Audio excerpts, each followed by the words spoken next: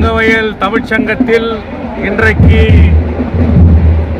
தமிழர்களுடைய திருநாள், பொங்கல் திருநாள், உழவர்களினுடைய திருநாள், உழைப்பாளர்களினுடைய திருநாள், 45வது ஆண்டினுடைய திருவிழா இங்கே சிறப்பாக நடந்தது.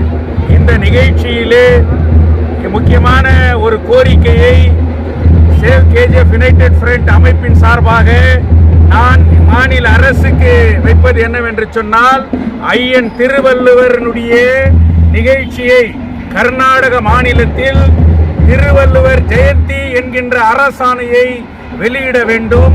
அப்படி வெளியிடுகின்ற போது தங்கவயலுடைய தேர்ந்தெடுக்கப்பட்ட எம்எல்ஏ யாராக இருந்தாலும் கூட அந்த நிகழ்ச்சியை நடத்துகின்ற கடமை அவர்களுக்கு இருக்கும். இதை ஏன் நான் சொல்லுகின்றேன் என்று சொன்னால், இன்றைக்கு 1952 இன்றைக்கு இருந்த எல்லா தமிழ் எம்எல்ஏக்களுடைய படங்களை திறந்து வைத்தார்கள்.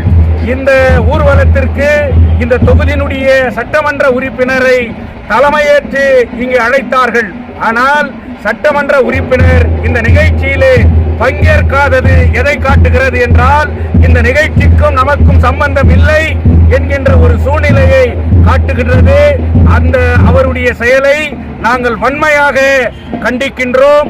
தங்கவயலில் இருக்கக்கூடிய ஒவ்வொருவரும் இதை புரிந்து கொண்டு எதிர்காலத்திலே எப்படிப்பட்ட சூழ்நிலைகளிலே நாம் செயல்பட வேண்டும் என்பதை உறுதியேற்க வேண்டும் என்று இந்த நேரத்திலே குறிப்பிட்டார்.